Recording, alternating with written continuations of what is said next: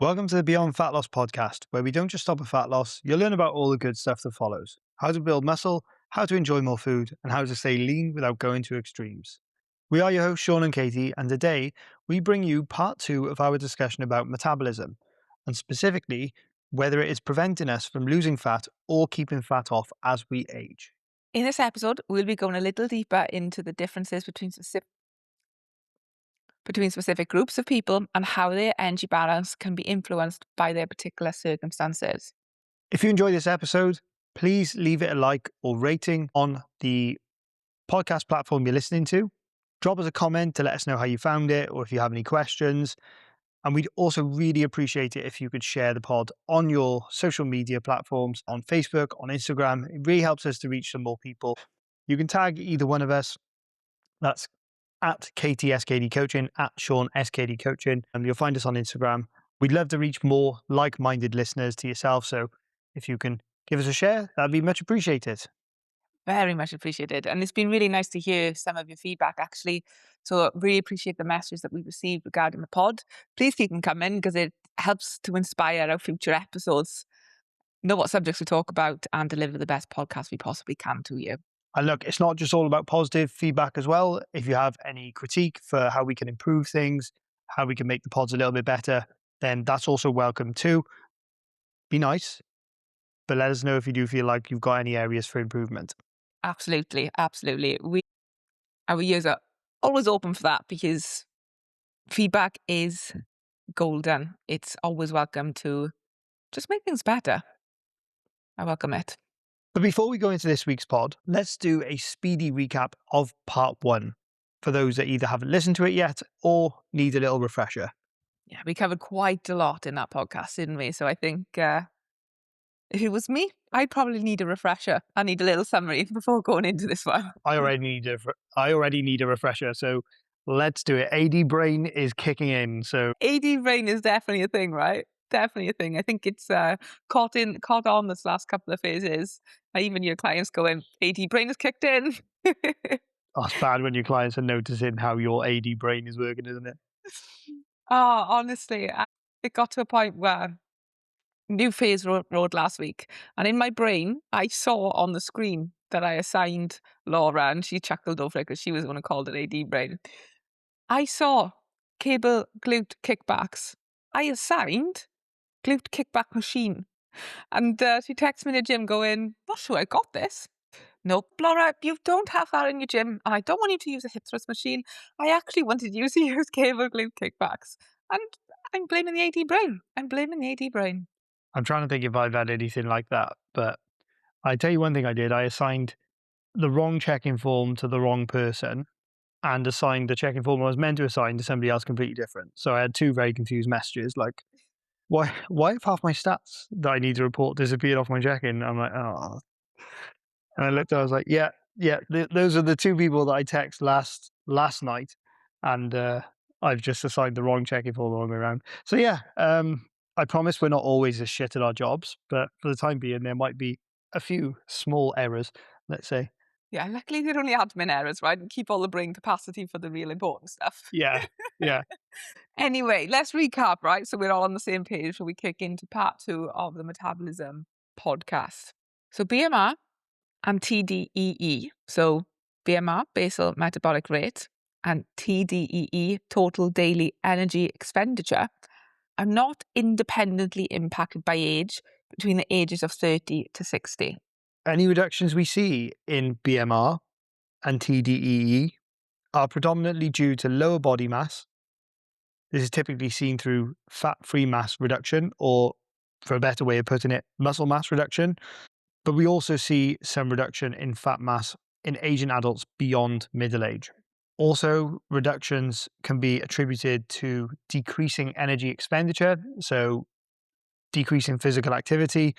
And in last week's pod, we revealed what the research demonstrates with this, how it's pretty conclusive that humans typically tend to exert themselves less and do less physical activity from middle age onwards, and this continues into older age. And we typically see a peak in body fat mass in the middle ages, so highest amount of body fat stored of all of your lifespan, This then tends to decline naturally as you go into older age. You do tend to lose a little bit of fat, but this is in combination with losing muscle mass as well. So body mass goes down. So what this means is you just burn less calories per day gradually from middle age onwards.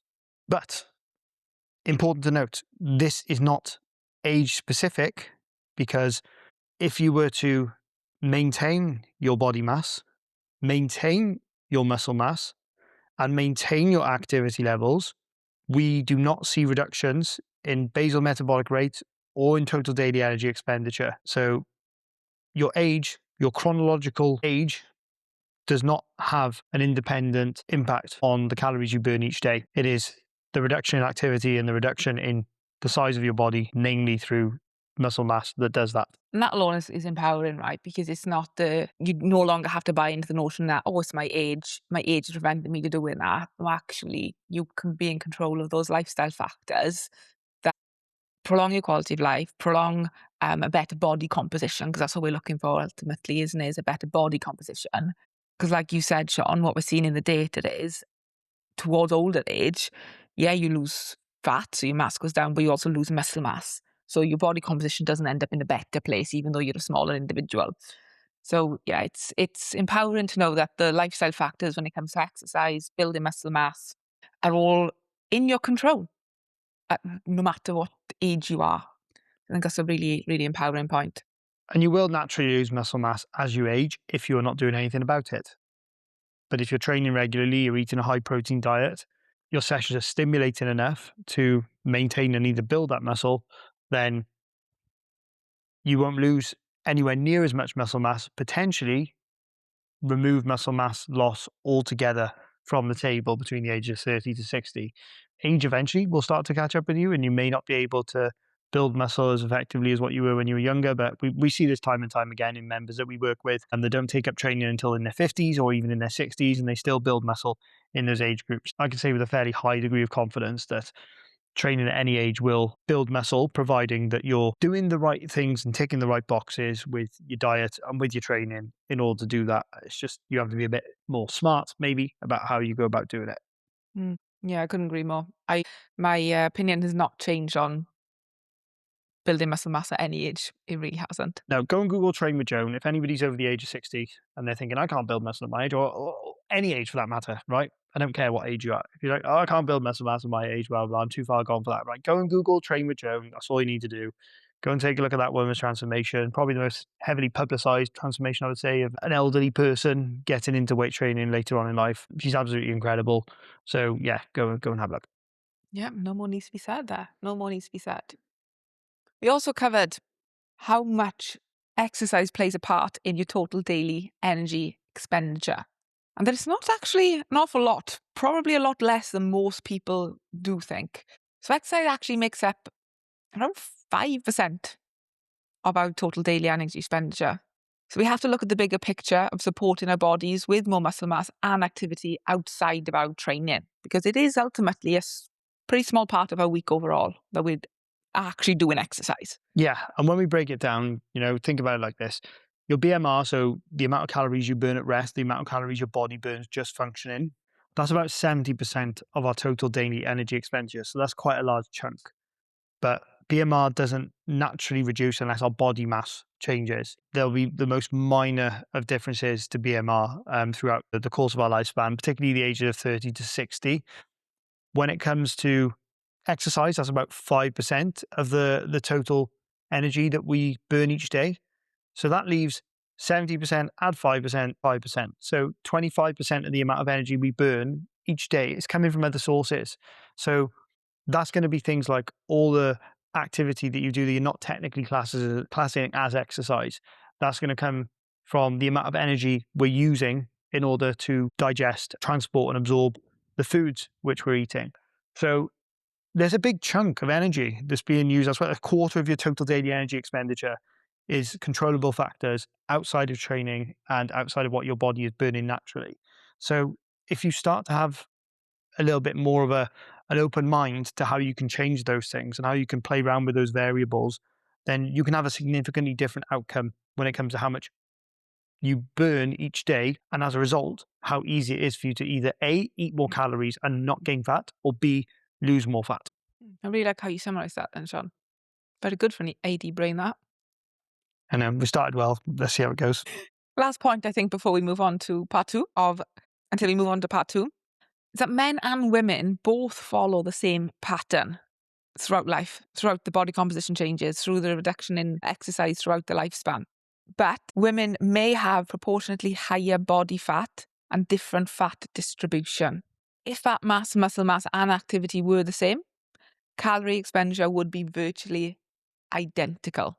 So again, this is one of the things which research does really well is it allows you to control for these variables, and it allows you to kind of create a level playing field between different subjects. So you analyze the data between men and women, but by analyzing that data, you can work out how to level the playing field. So if we were to make the same individual, male and female, same body weight, same amount of body fat, same amount of muscle mass, and the same activity level each day, what we see is no difference in terms of total daily energy expenditure. So what this means is that there aren't sex differences as an independent factor in terms of the total amount of energy which you burn every day. Now, as you'll realize as we go through this podcast, that's not to say that there aren't differences that need to be considered between sexes in terms of how we make up the energy that's burned throughout each day and what different factors have a part to play on those. So this is by no means us discrediting differences in hormones, differences in maybe lifestyle factors, different work responsibilities, whatever. The point is that it's not accurate to say that women burn less calories than men as a blanket statement. There's context to it, there's nuance to it. If we were to have the same body composition, the same activity level, we wouldn't see the differences based on what the research is telling us. That makes sense, right? That makes sense. If I had 85 kilograms of muscle mass, like you do right now, Sean, and I only had, less than 10 grams of fat mass, then I would likely be burning very similar calories to you. Like you said, that doesn't discredit there may be different challenges that we face, but what our bodies actually do in terms of how many calories it burns per day, that's unlikely to change. But the reality is, for one, I'm not even 85 kilos. My muscle mass is a lot lower. My overall mass is a lot lower. So how can I expect to burn the same as you, for example, as a man? I can't. I know we're going to go into this in a little bit more depth later on, so I don't want to cover it too much here. But I think it's just, again, flipping that mindset to an empowering place rather than trying to blame something that's really not going to help your cause. We're just setting the scene with these points, and this is what the research does. It sets a scene and it allows you to realize how much of this is controllable. Controllable is not, I'm going to feel really guilty and beat myself up over it and be really disappointed in myself. Well, okay, you may experience that at some point, right? I'm not going to discredit those feelings because they are real feelings and they are what people go through. It's what we've spoken about this on previous podcasts. It's what you do with that guilt. It's what you do with that discomfort that you feel about how you're responding to something. If you're in control of something, or if you have the ability to control something and there's reasons for why you're not controlling it, then have a look at those reasons.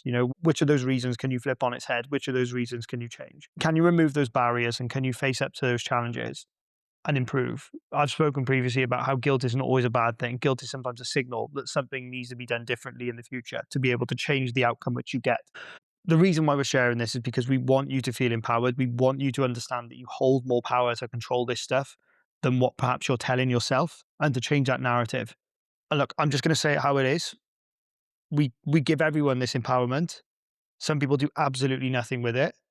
Some people decide to ignore it. Some people decide to keep telling themselves the same story that they've told themselves for perhaps their whole lives. This isn't going to change for them. That what we're saying is absolute nonsense, that the research is all a load of nonsense, that they are uniquely different to everyone else and they aren't going to make the changes they want to make. All I'm going to say is that absolutely puts the final nail in the coffin and guarantees that there is going to be no freaking change. If you tell yourself you will not change, you will not change. I don't need a research paper to tell you that. That is the absolute guarantee that nothing is going to be different. But if you optimistically view this, as in, maybe there is something in this. Maybe there is an opportunity to make a change. Maybe there is opportunity to see more benefits if I start to take some of these tips on board, and if I make some of these adjustments to my lifestyle, to my diet, to my training, then I might see better outcomes. Then you will join a lot of the SKD members who are all in different stages of life, are all in different decades of life, that are constantly proving their past selves wrong about what they can achieve and how much potential they have to make changes for themselves in the future. And that empowerment, it's just, it can't be bought, right? It's got to be earned. And them going through that process really adds fuel to the fire in a good way. It gives them that drive, that excitement that I can do this. I am doing this. And there is a different way out there. So, yeah, the story you tell yourself is very important. But if you haven't been shown a different story or told a different narrative, then it's not easy to change that story and that script in your mind. But if you can open your mind to listen to these podcasts, then you're already a step closer to exploring a different life for yourself. Absolutely. If you'd like to know a little bit more about the research that we discussed last week, then I highly recommend you go back and listen to the previous week's episode.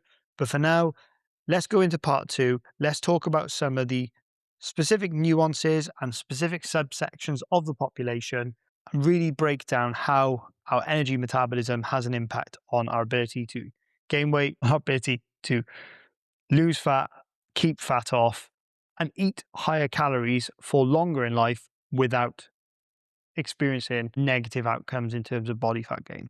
Let's kick this part off then with chatting about the individual differences that can occur between person to person. I think that will help set the scene. Yeah, I think we all grew up thinking we knew somebody that could eat whatever they wanted and don't gain weight. I think that many of us will still refer to somebody that we know of, either inside of our close circle or slightly wider circle in life, that we seemingly look at and go, they eat far more than me, yet they don't gain weight. Or they're always eating rubbish, but they never seem to gain fat. So what's going on here? How does this happen? Could be a number of things, really. Right? First of all, you don't have any idea how much activity they're really doing week to week. You don't know if they're doing 5,000 steps, 10,000 steps, 15,000 steps. You have no idea. And that plays a big part. You might think you know because you think you know this person, but you don't fully always know how much activity they're doing. You don't fully know if what you see them eating is the only thing they eat that day and they don't eat anything else throughout the day. You don't know how they manage their week overall. They could have a really high calorie day when they're out and about, but the rest of the week, they could have really low calorie days. So they're managing their body fat levels because they just have high and low days all of the time. Because the body doesn't work on a 24-hour clock when it comes to burning the food you've eaten. It doesn't just cut off at 12 o'clock at night and start again. Your body's dynamic. It keeps working through the calories you input and the calories that you burn in. And also this person who seemingly eats a lot, doesn't put any weight on, could actually have some gut health issues. They could be actually struggling to absorb a lot of the nutrients that they are consuming. Now, you could be jealous of a person that's body's not actually functioning optimally, isn't absorbing the nutrients that it should be absorbing from the food. And that is a consideration, and that is something you may never know about that person. That might be something that person doesn't really know about themselves.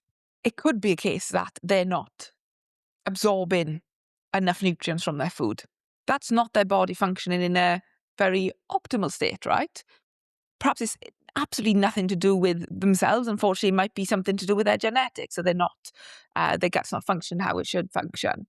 But if they were to change their diet, perhaps to something that's a bit more healthy, because this individual, if you're saying they're eating whatever they fancy, it's likely going to be foods that may be highly palatable, not so nutritious.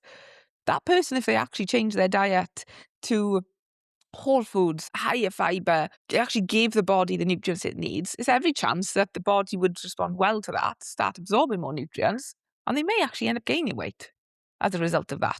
I guess what I'm trying to say is you don't know the full picture.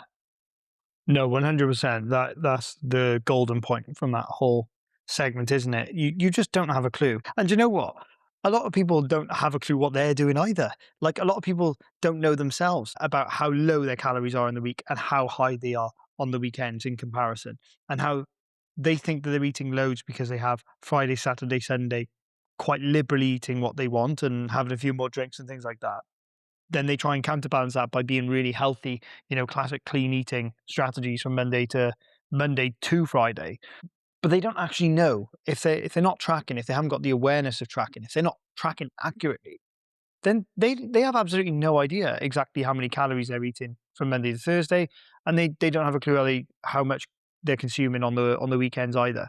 But it just so happens that it balances out somewhere in the middle for them.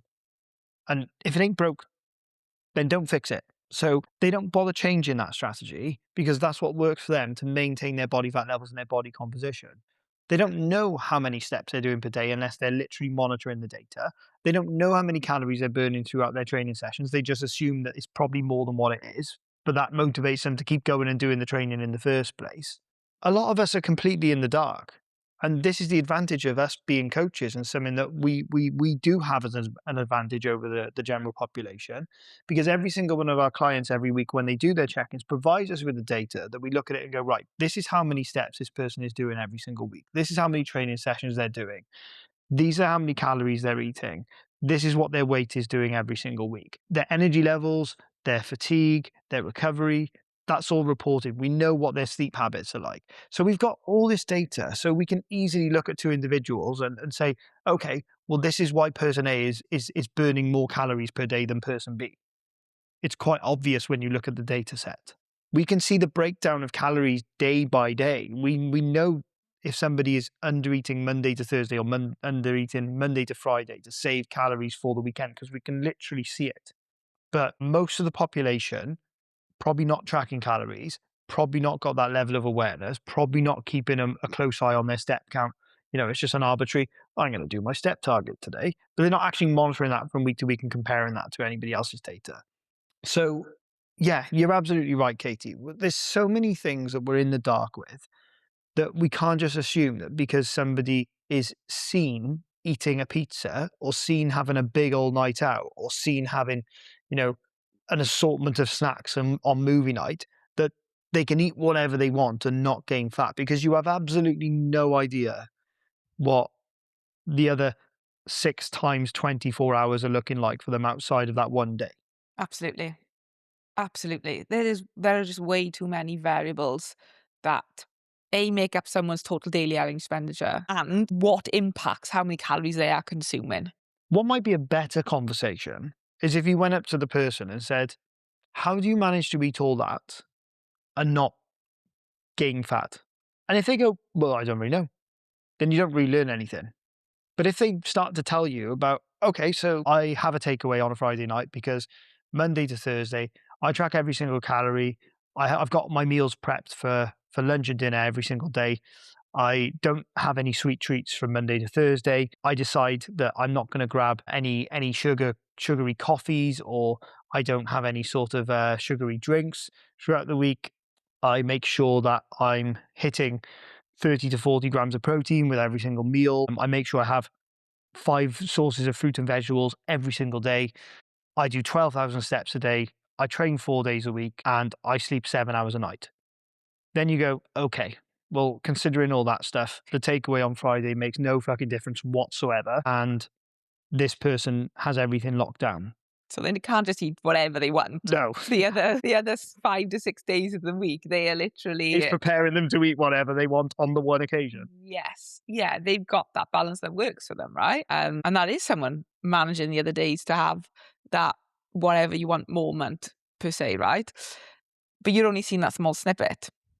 And I think it's so important to never ever zone in on one particular event, time of day, result for that matter, because there's always a bigger picture to consider. I'm not going to shine the spotlight on any of our members' eating habits. I'm not going to shine the spotlight on anybody that I speak to at the gym. But please just take this from me, and this is completely candid. It is unbelievable how many people in good shape have really poor relationships with food, really poor eating habits, to the point where their diet is actually significantly lacking in key nutrients. And that's just a learned habit. It's something which they've done over time, because you can easily fall on the side of the fence that you undereat dramatically in order to maintain a state of body fat and maintain a certain body composition for aesthetic purposes. But optimal function, optimal health is kind of put to the side a little bit. You can hear a lot about this in bodybuilders that do prep, and they talk about how the physiological state that they're in during prep, when they're cutting so many things out from their diet, makes them feel really bad and it's not sustainable. And that's similar to individuals that are not perhaps doing bodybuilding, that aim to try and maintain a really lean body composition, or try not to gain fat by just cutting down significantly in the week to then have a lot more calories on the weekend.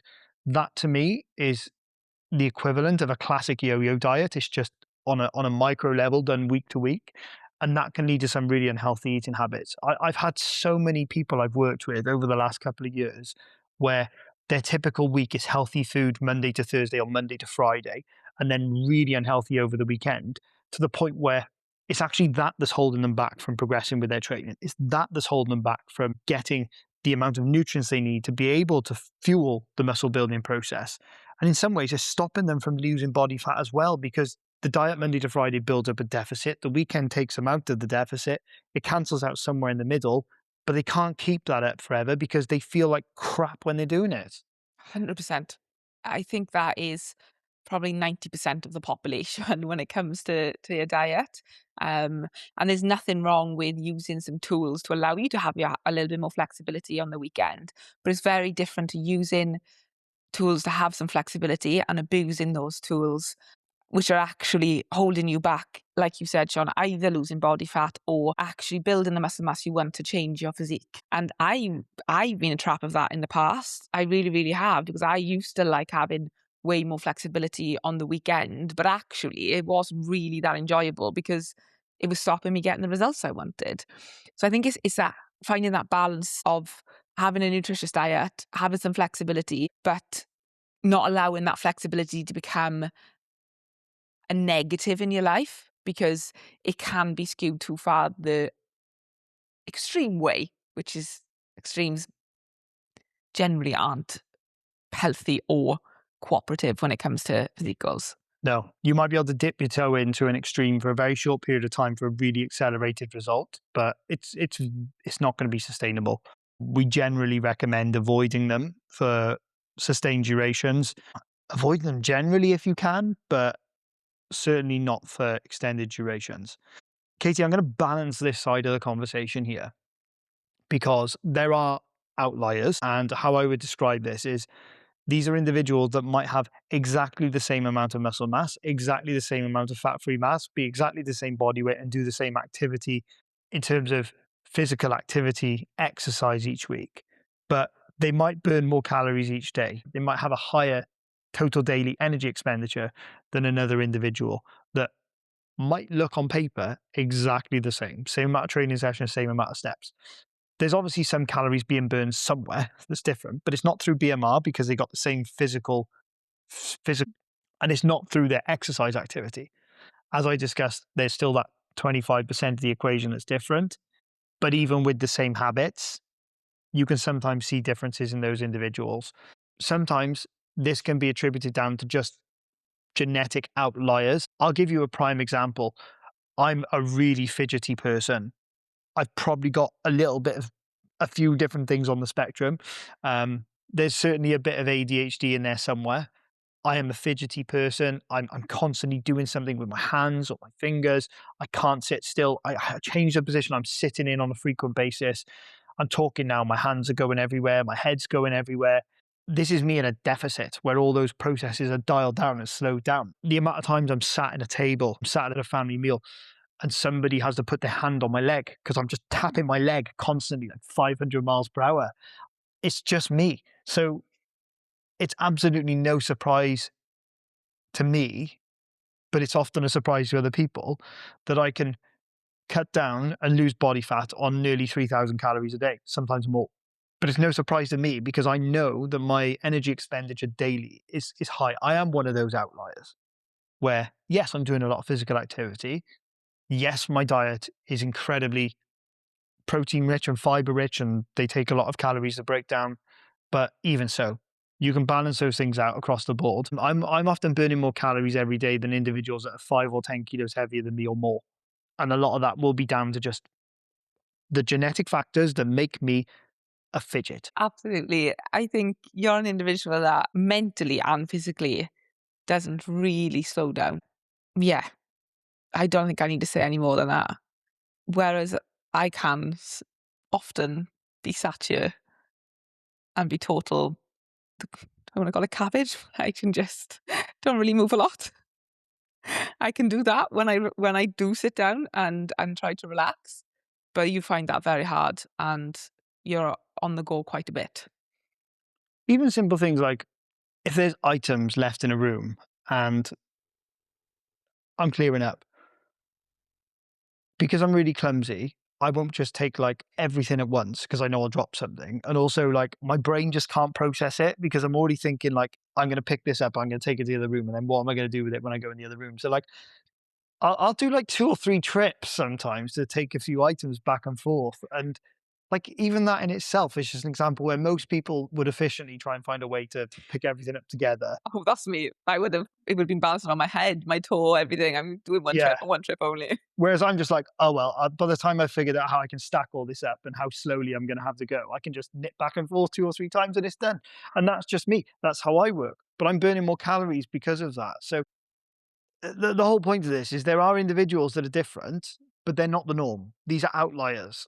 My behaviors, if you watch me and you had a camera on my house on a day-to-day basis and watch how I behave, I'm probably not a normal person. Like, I'm just not. So my calorie expenditure is going to reflect all those little things that are different about me. So yeah, and there are others like me. I'm not saying I'm completely unique, but we are the outliers as high calorie burners. And the same thing that, there's lower calorie burners as well. There's some people with genuine metabolic conditions, Katie, which I'm sure you know far more about than me.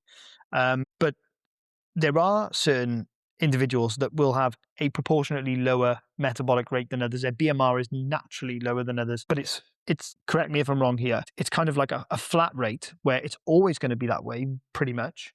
There's not a lot they can do to change that. It's just where their metabolism sits because of genetic conditions, certain genetic conditions that exist within them that kind of has set their metabolic rate a bit lower to start at baseline, and that's it. So they're always going to have to eat a little bit less than everyone else as a result of that genetic condition. You're right, you're right. And it goes back to there are outliers either way, either high calorie burners or lower calorie burners. I think with the lower calorie burners, yes, their metabolic rate might be a little lower than the average person, but they still have control over everything outside of BMR, right? So whilst yes, it might be a bit of a kicker that it's a little bit lower, I'm probably going to argue there, not everyone, but some of these individuals, their appetite will match that because they're not moving around quite as much, or some of these individuals with a lower metabolic rate might find their appetite matches that anyway, and it's not really anything that concerns them too much. But for other people that maybe have thyroid issues, for example, it's a little more challenging for them because they are naturally burning less calories. They might feel a bit of disadvantage there, right? Because their calorie expenditure is a little lower than the average person. But there are, like we discussed, there are still elements you can control. You might just have to get used to consuming a little bit less calories, even if you are doing more steps, more activity, because overall your body is burning less calories. It's still about understanding your body as an individual and focusing on the elements that you can control, because that's the only way you're going to feel empowered.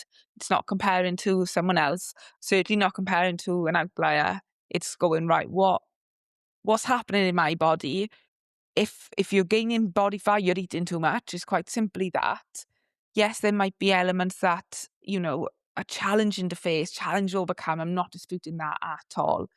But the sooner you can accept what's happening in your body physiologically, the easier it is to then accept that and find ways to work with that rather than working against it. Yeah, 100%. I think The term that I like to think of this is, where does my baseline sit? So, like my baseline, for example, for the amount of energy that I burn each day is probably just sitting a little bit higher than other people. So, relative, if I have the same relative mass, if I have the same relative muscle mass, same relative conscious activity that I'm doing, I'm still going to burn more calories than other people. I see this with the amount of calories that I have to consume to maintain my body weight, right? There are individuals that are much larger than me that probably have a similar genetic element and genetic component. They're probably burning even more calories again. My baseline's a little bit higher. Other individuals with other conditions, their baselines will be a little bit lower. Everyone else's will be somewhere in the middle of those ranges. It's then what you do, like Katie said, after that, and the controllables which you're in charge of that will determine the way in which your body changes.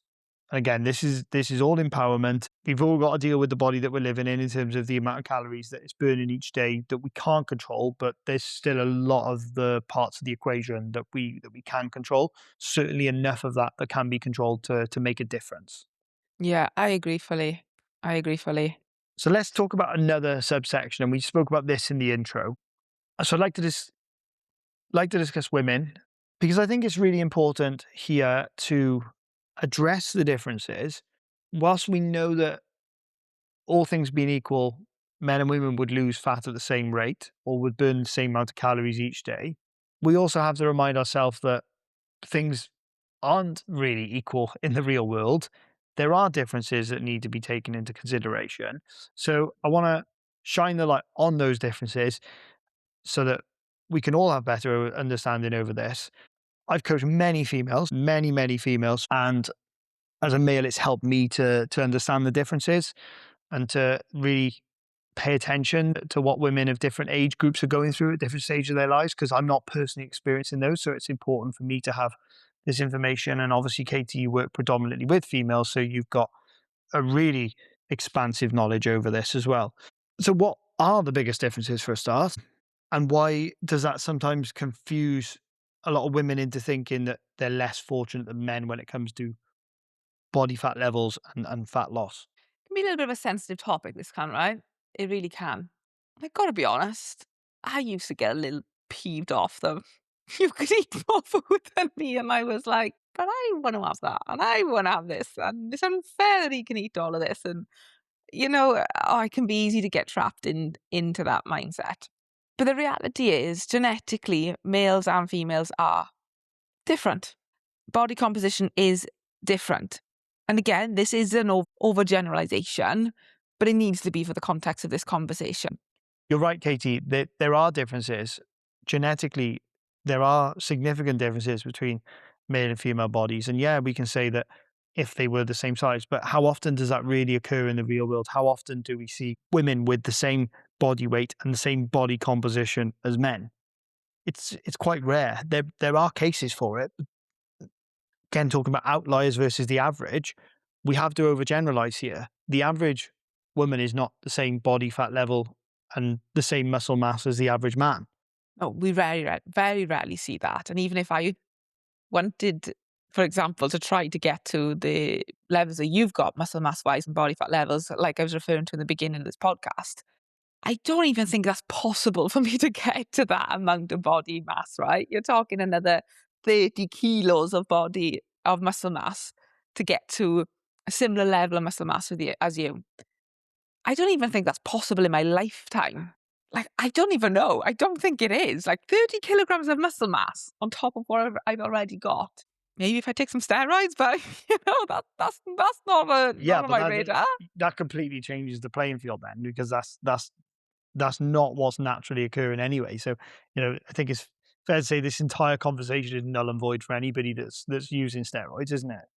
Yeah, for sure. Your metabolism is completely different in Oh, many ways. So, very, very different, right? So that's a whole separate topic and what's going on in the body. but we'll come back to this in a moment because I think it's really fascinating. And I want to use you as a case study here because I think that you are quite a unique example of a female with above average levels of muscle mass and probably a higher TDE than most females as well. But going back to the differences between men and women, as you said, like if you were to compare to me as your example, then how realistic is it that you'll be able to get your fat-free mass up to the same levels that mine are? At the bottom of my cut, I'm 75 at the absolute minimum kilograms of fat-free mass, up to about 80 kilograms of fat-free mass. It's not something that you're going to get to anytime soon, or potentially even in your lifetime, is Yeah, it? I know I'm comparing to you now, right? But it's obviously the easiest thing for me to compare to and to describe to people the differences between male and female. I do have a fairly decent amount of muscle mass, but to get to a metabolic level the same as you, I'm literally talking at least another 20, if not 30 kilograms of muscle mass. Like that is near impossible. Impossible. When you think about, you go through your beginner stages of training and you get your beginner gains of muscle mass. You go past that level, you're talking what, like half a kilogram, couple of kilograms a year at most, if you can, at most. So this could be a 20 to 30-year project for you to do that, right? Assuming you gain about a kilogram a year of muscle And that's mass. if you gain a kilogram a year of muscle mass, because it gets less and less and less the more you go on, right? So you might be 90 kg and carrying 70 to 80 kilograms. It'd probably be like 100 kg, wouldn't it? Think about it. Yeah. You'd be 90 to 100 kg by the time you're 60, based on that assumption. I just don't think it's realistic to happen. I'm definitely not gonna make that my lifelong challenge, but, when you think about it like that and break it down, right? Because I'm not too dissimilar to you in height. I'm a little bit shorter than you. We're not too dissimilar in height. So, could pack on that muscle mass, but it's very, very, very unlikely that that's gonna happen. So I could keep saying it's unfair that you burn more calories than me, but it's just genetically what it is. It's just physiologically what it is. This is one of the key differences. Men have more muscle mass at baseline than women. Like when males go through puberty and their body has very elevated testosterone levels and they start building muscle mass, probably at an equivalent rate to an individual that's never taken steroids before. We know through the research that an individual that takes steroids doesn't have to train and they will gain substantial amounts of muscle mass, like just instantly over the course of a few weeks, obviously, but they will gain more muscle mass as a result of taking the drugs themselves, right? And the most similar scenario to this naturally is with adolescence, where you go through puberty, males go through puberty, and they gain significantly greater amounts of muscle mass through those years of their life. That then sets a baseline that is higher than females of that same age group, and providing that you follow the same, as we discussed, you follow the same patterns throughout lifespan. Typically, you see muscle declining from the age 30 onwards. We see that in males and females, providing that training isn't done. Your baseline will always still be higher because it's set higher to start. So you lose muscle at a similar rate. If you train, then you offset it and you might be able to maintain muscle at a similar rate, but the baseline is still higher. You get to the age of 60, it then starts to decline even when you're still training, but you might be able to offset some of it by doing more training or train harder with high training intensity, all that jazz. They will remain at a similar relative difference from one another because male and females will follow the same pattern, but males are already starting with more muscle mass at baseline. So that's important to note. Where you get, the differences occur is take, for example, let's say I gained 10 kilograms of muscle mass in my adolescence and then I didn't train from age 30 onwards, but Katie has been absolutely busting her ass since the age of 16 in training. We might eventually catch up to a point where we have the same amount of muscle mass at some point in life, because my muscle mass is gradually going to decline because I don't train at all. And Katie's is on the up. We might cross over at some point where I end up with a similar amount of muscle to Katie, or the same amount of muscle as Katie, but she might have less fat than me and I have more body fat. Talking on average, and the original point, men have more muscle at baseline. When they add to that then with training over time, then it's quite hard for women to reach the same level of muscle. And the main point of all that is that you're going to burn more calories if you're a man than a female in general, in most examples in the real world. Yeah, because generally, the man you're comparing yourself to is usually a larger mass overall than you. And again, generalizing here, but that is usually the scenarios where we see women saying, oh, well, he can lose weight quicker than me. He can eat more calories than me. Usually that man is a larger person than that female saying those things. What's different about a man and woman's body as well, which I think skews the perception of how easy it is to gain fat as a woman or how hard it is to lose fat as a woman compared to a man? I think most women tend to store their body fat around hip and belly, torso area. Not always belly, it can be back sometimes, but torso, hip area tend to see. So you mentioned on average, we see men carry more muscle mass at baseline. We also see that women, on average, baseline have a higher body fat percentage. Which makes sense, doesn't it? If men hold more muscle mass on average, then if you were to take a man and woman of the same weight, you would expect there to be a higher body fat percentage in the female than the male. Yeah, you would. Because at baseline, they start at different places. And as we discussed in the previous podcast, it's not that muscle mass itself burns that more calories per day. I think it's like 1 kilogram of muscle mass burns about 13 more calories per day on average. It's like, oh, you gain 10 kilograms of muscle, you're burning 130 more calories a day. It's not that much, is it? It's not as much as people make out, I don't think. No, it's definitely not.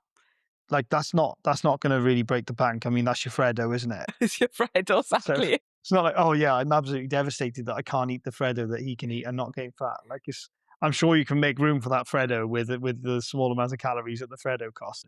The thing is, when you have more muscle mass in general, it contributes towards that body mass, which drives the BMR up a little bit higher. And it's also then what you do with muscle. Typically, more muscular individuals are more physically active individuals. They fatigue less, so they're able to perform more physical activity. It's not just the physical activity which they then choose to do in forms of exercise, but it's all the extra activity which they do on top because your body's more metabolically efficient. Your body's more metabolically healthy. You are driven to do more exercise and more activity just by the state of you having that muscle in your body, and you typically burn more calories than an individual that's less muscular. This is what we see in the data that we have available. So it's not that, oh, muscle magically burns more calories every single day. Look outside of the tissue itself and think about how that muscle, having more muscle, contributes towards the bigger picture of what you do every day and how you live your life for numerous years. It's the knock-on effect of it, isn't it? It's not just having more muscle mass. Like, you couldn't just magic an extra 10 kg muscle mass on now and not change anything else in your lifestyle and expect to burn loads more calories. It doesn't quite work like that. You might be metabolically healthier, functioning better in the body, but if you don't change it, if nothing else changes outside of your lifestyle then, and you're still as sedentary as you were, for example, then your calorie defender isn't likely to change that much. It's the accumulation of everything that building muscle mass, living a healthier lifestyle brings to the table. Theoretically speaking, though, if you were an individual that was a female, that was a similar body weight to a male, but different body composition, you were to reduce your body fat, build a bit more muscle mass, and you ended up at exactly the same body mass, body fat level, and muscle mass. Like, for example, Katie, you were a very lean female. Let's say you were a very lean female and your body fat levels were somewhere between 17 to 20%. Yeah. Your body mass may be a little bit lower as a result of getting down to that 17 to 20% body fat. And again, like, don't get too caught up on body fat numbers. This is just an example, everyone. But let's say you were getting down to that body fat percentage and you were quite lean, you'd probably lose some body mass to get there. So you may burn less calories per day as a result of losing that body fat to get there. But then you're able to maintain that for a longer period and you're able to start building muscle at that 17 to 20% body fat. Over time, your day-to-day calorie expenditure will likely go up as a result of that. It's not uncommon to find lots of men between 17 to 20% body fat. That's quite a healthy range for a male to be at. You're carrying the same amount of body fat, but you would look leaner 9 times out of 10 as a female at 17 to 20% body fat for your body relative to a man that is 17 to 20% body fat. So that's just an interesting nuance as well. Is that the fat looks different on different bodies as well, even if theoretically the amount of fat the body carries is the same. Yeah, it does. My mind's trying to visualize all of this now. It's interesting, isn't it? Like It's really interesting. like at the body fat level you're at right now, right? Mm. Your abs are starting to show a bit more visible. Like your back is really lean. You can see all of your back muscle development. You know, you've got some more shape in your delts. You can see more shape in your triceps, and you're very depleted currently. So that'd be even more visible if you were in a calorie deficit. Like, let's make an argument and assume that you're 17 to 20% body fat at the moment, somewhere in that range. It's quite a broad range, so I'm comfortable making that assessment. If I was 17 to 20% body fat, there's no way my abs would show like yours. There's no way. No, I wouldn't. Because you feel quite uncomfortable in your body shape when you, well, I don't think you've been that body fat percentage for a very, very long time. But I can say with certainty you wouldn't feel comfortable in your body fat percentage if you were that range right now. No, absolutely not. So sometimes it can work both ways. My But mind's a little bit blown right now. yeah, I mean, look, sometimes you just got to discuss this stuff and actually put it into context. So you think, oh yeah, that's funny, isn't it? But look, body fat percentage is relative, isn't it? So like what would be different is we'd be very different weights. So 17 to 20% body fat for you would have what, 50 odd kilos of 50 to 55 kilos, somewhere in that range Yeah, in that of range. lean body mass. Uh 17 to 20% body fat for me would likely be over 80 kilograms of Mm, lean body mass. So we're going to look significantly different. I if it was this is where percentage of body fat percentage yeah. messes people up because it's having the same amount of fat mass. That's what the true comparison would be. How much fat mass do you have currently, Katie? Can you remember from your last body fat measurements, roughly? Aye. It's going to be in the region of around probably oh, 14 to 15 kilograms. Yeah. Thereabouts. Yeah, if my fat-free mass is around, or lean body mass, sorry, is around 53 to 55 kilograms, and then obviously take that up to around just under 70 kilograms now. So you're talking anywhere between 14 to 16 kilograms of fat mass, maybe. And again, these are just rough estimates to body fat calculations, aren't they? Yeah. So if I was to give myself worst case scenario and I was to say that my body fat measurement as I've seen over the years massively underestimates my body fat and I was to be going to be more realistic about it.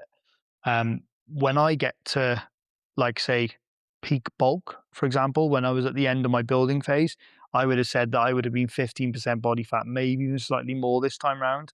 There's a good chance that I was holding not far off the amount of fat mass that you have currently. So at my peak building phase, I would have probably had around about 14 kilograms or so of body fat mass. So you can just you can see how that works, right? It's really interesting. Like the amount of body fat that a man and woman will hold. Like now, currently, I'm probably closer to 10 kilograms of fat mass, but you still look really lean right now with holding 14 kilograms of fat mass.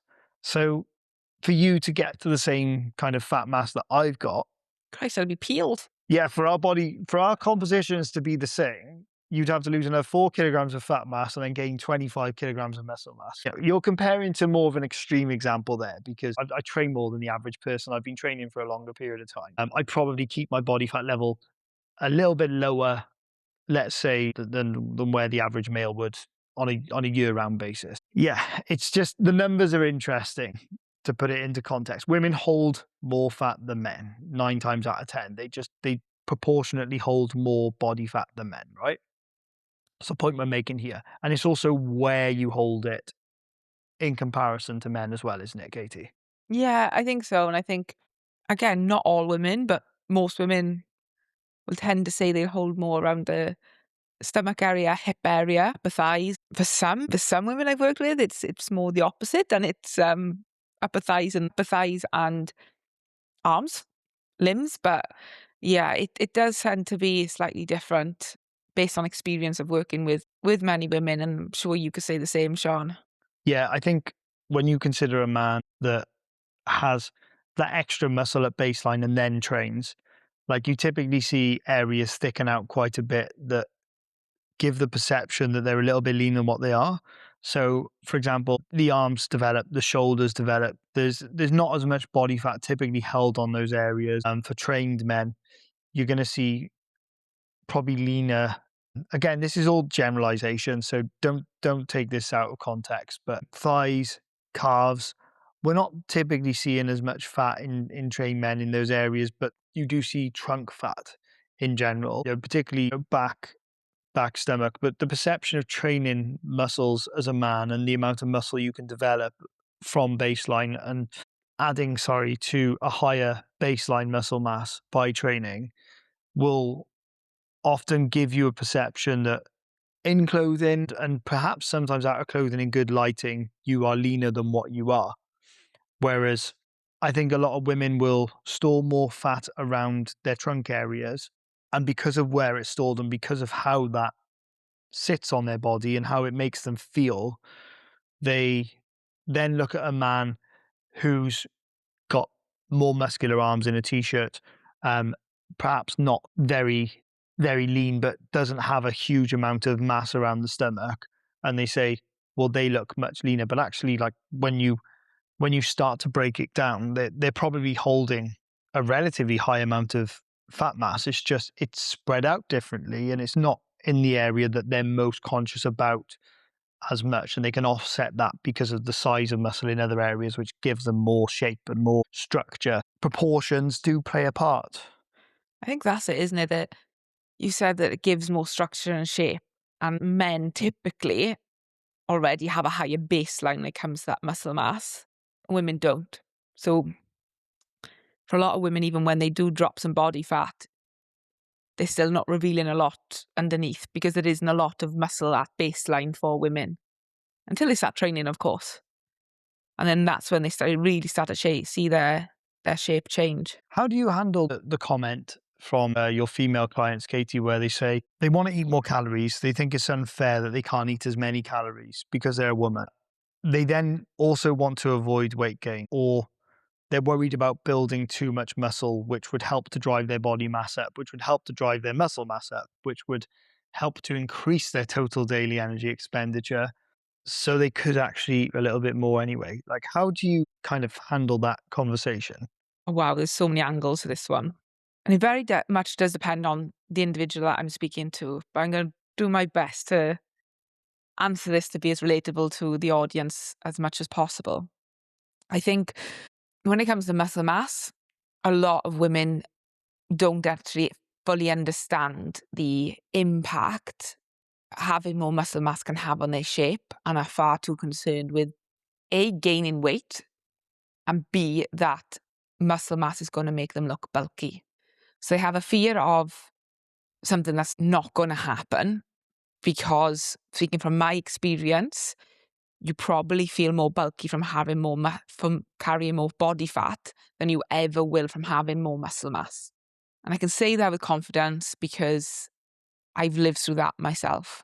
So that plays a part in their mind when they're concerned potentially about adding muscle mass to their frame, building more muscle mass, training harder, and eating more to fuel that.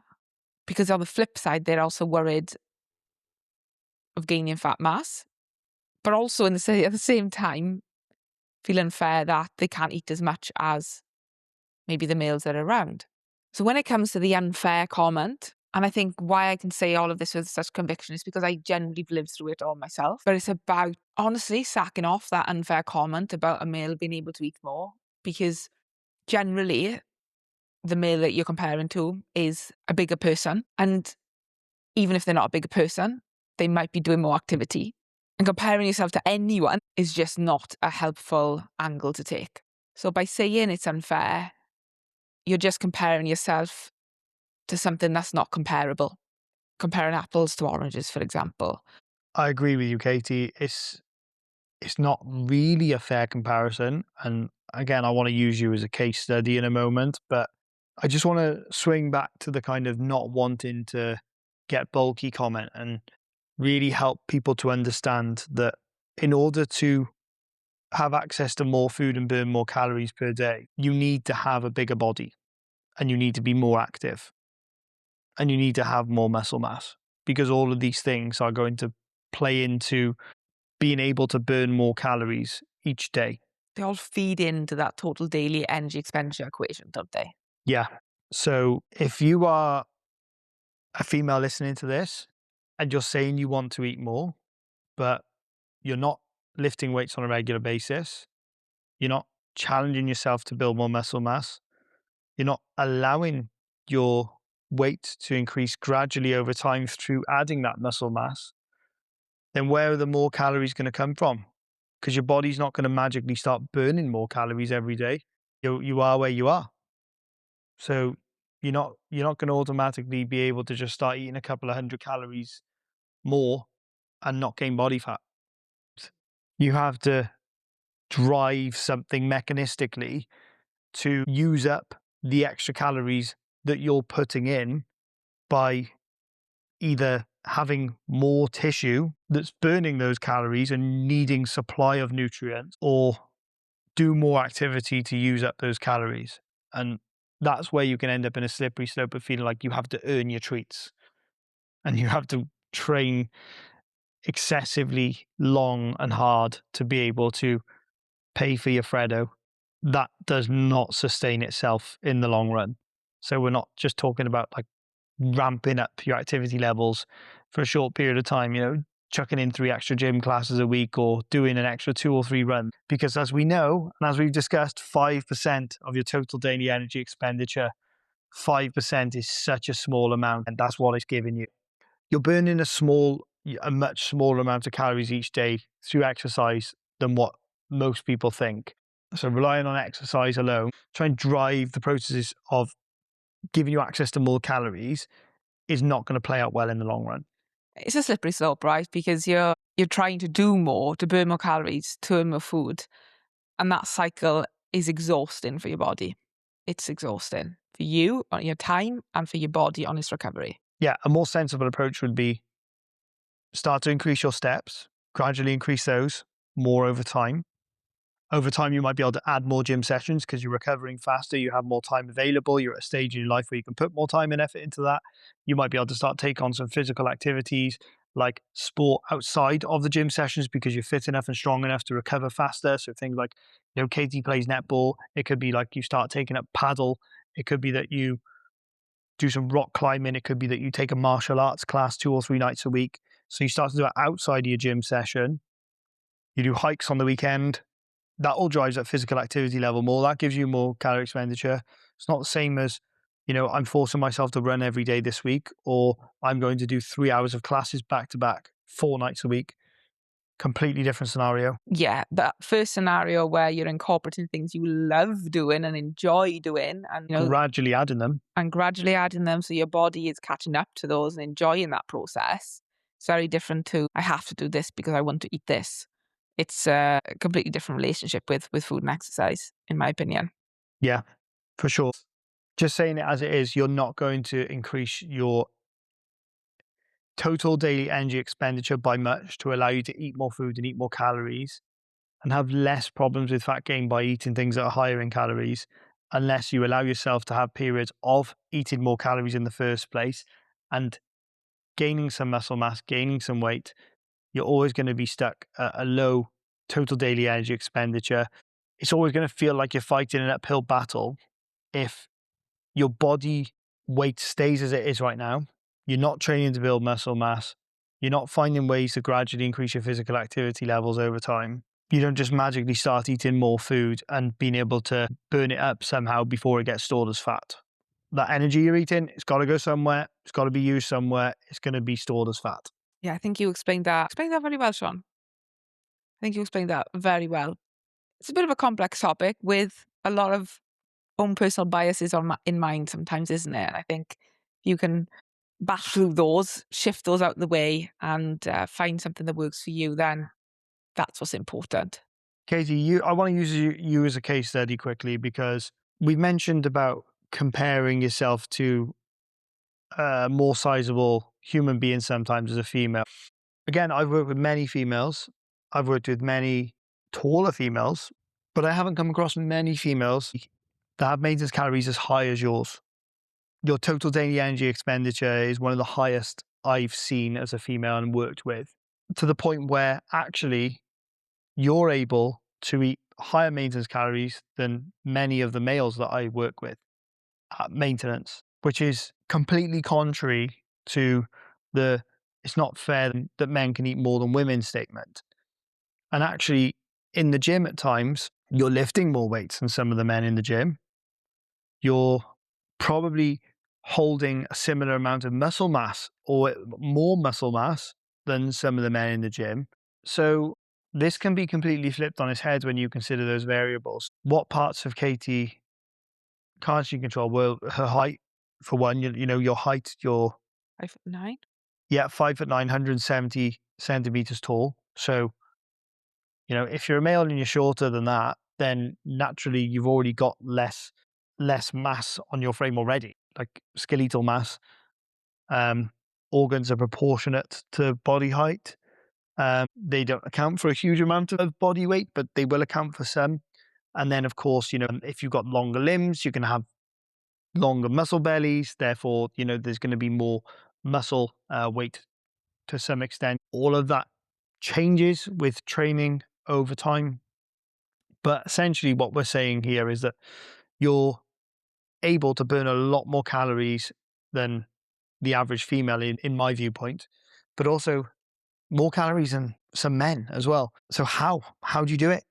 What's the secret? Honestly, the secret is I've built a lifestyle that I really enjoy in terms of the activity that I do.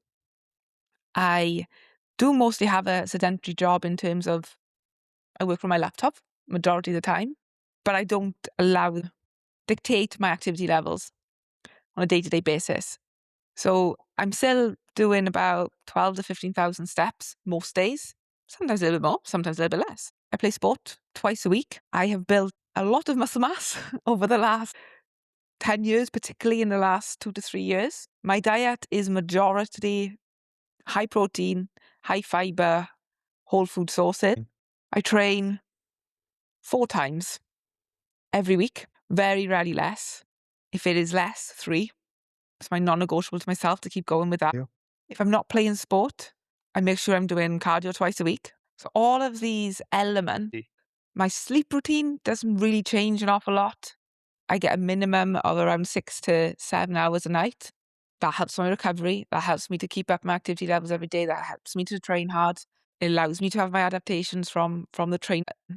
So it's not, I hope you can see from this, it's not one thing that is contributing to me having a fairly high calorie expenditure a day. It's an accumulation of my choices on a day-to-day basis that paint the bigger picture. And how much do you weigh currently, Katie? My moving average currently is 69.9 kilograms.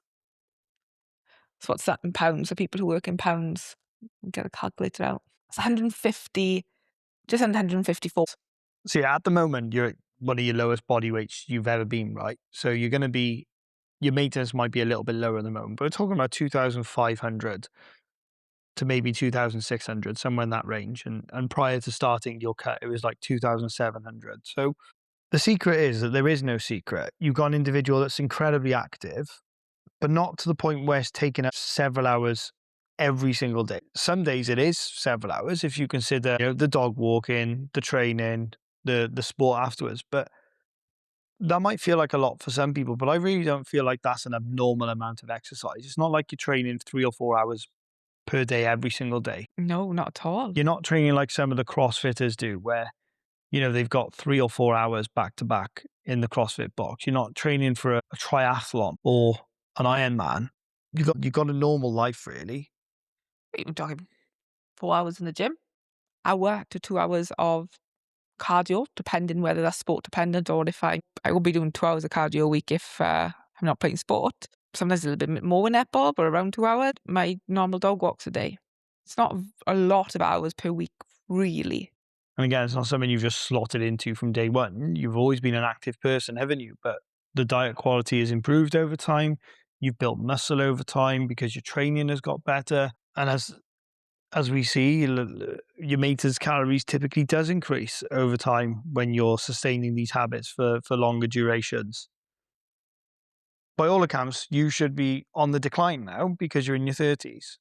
Like, you should be losing muscle mass. Based on what people tell us, your metabolism should be slowing down now. Can you remember a time where you've been able to maintain 2,700 calories, Katie, and not gain body fat? Gosh, no, I think my maintenance used to be around 2003, 2002 years Oh, so it's ago. gone up. Oh, Yeah. interesting. Yeah, it's meant to be on the decline. The point here is that yes, as a woman, you would expect, as a female, you would expect to have slightly lower energy expenditure than a male that doesn't train. If you don't train, if you don't have muscle mass, if you don't have an active life, yes, but that's not to say that training, building muscle, and being more active cannot give you access to much higher maintenance calories because, as Katie's just described, her maintenance calories are about 300 to 400 calories higher than where they were previously, and she's the leanest she's ever been now. Okay, they might be a little bit less at this current moment in time, but when Katie goes back to maintenance calories after this cut in a couple of weeks' time, within probably a month of that, her maintenance calories will be back up to about 2006, 2007. I have no doubt because there'll be certain processes which start burning more calories in the body, coming back to life again, and kicking back into play a little bit more, which have been downregulated currently because she's in a calorie deficit. So things like her NEAT, which you'll know from the previous episode, will be increased. Her NENAT, which you'll know from the previous episode, will improve. And chances are she'll probably just burn more calories in her activity as well because she will probably do a little bit more. She'll be adding a few sets in the gym. She might do an extra session of cardio to try and get aerobic fitness up ready in time for netball season. She's probably going to be running around a lot more on the netball court when she's back in netball because she'll be lighter this time. And on top of that, she'll be back to meeting maintenance calories. She'll be eating more fiber. She'll be eating more food in general. There'll be more foods to digest. Her maintenance calories will go up. I predict it. We'll visit in a couple of weeks' time and we'll see if my prediction is true. But your maintenance calories might start at like 2.5s or 2.6, but I guarantee over time they're going to go up. I think so, because I remember the ending my cut last year after, and it was only really a mini cut, I didn't do it for very long. And the equation predicted that my calorie maintenance was around 2.4 to 2.5 after my cut. But I just continually saw the scales go down, not by massive amounts, but they were going down the few weeks after. So I was able to put my calories back up to 2.5, 2.6. And then it wasn't too long until they were back up. So hopefully it'll be the same again this time round. I've got to be honest, I really, really enjoy eating the diet that I eat. I love being able to have a little bit more flexibility with my food, but that's come through me changing my lifestyle and creating this lifestyle for myself. I really enjoy it.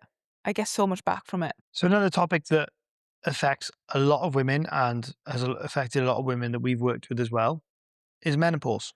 Yes, yeah, for sure. And I think, again, this is another sensitive topic, right? Because it does come with a whole heap of challenges that every woman is going to experience slightly different. And neither of us can share our own personal experiences with these. You will never be able to. What do you mean? I'm having a hot flush right now.